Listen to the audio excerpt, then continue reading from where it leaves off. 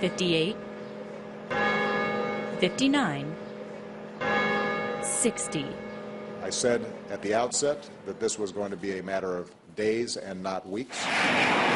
But days have turned to months, and in Libya, the battle rages on. But in Washington, time has run out. And this rhetoric is running up against a real roadblock. Mr. President, you've said you don't think the War Powers Act... Since the War Powers Act... The War Powers Act. A resolution that says 60 days marks the deadline for an American president. Pull U.S. forces from hostilities or get Congress's approval for a formal declaration of war. Yet neither appear to be happening. And according to the president publicly, time seems to be the enemy only for someone else. Now time is working against Gaddafi. He does not have control over his country.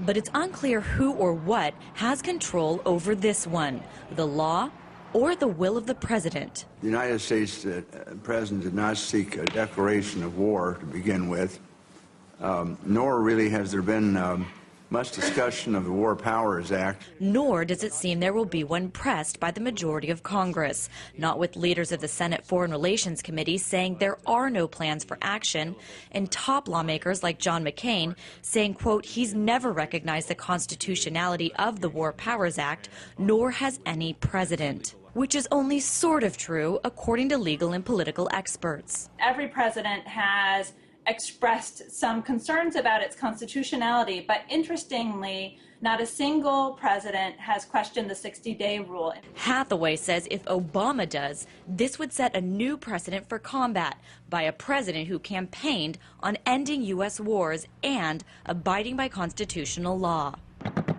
Still, when it comes to war powers, there's enough blame to go around. Absolutely, Congress doesn't take it seriously, and presidents haven't taken it seriously, and U.S. media outlets don't take it seriously. Meanwhile, U.S. drones fly over Libya dropping bombs, and the laws governing this type of mission seem to have flown out the window, too. It makes a joke of the whole idea of having laws, but you can still go out and give beautiful speeches, as the president seems to do, and talk about peace and justice and principles.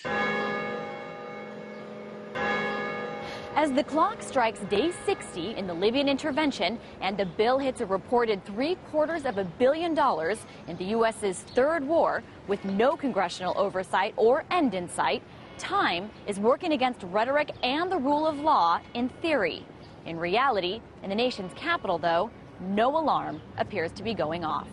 Lauren Lyster, RT, Washington, D.C.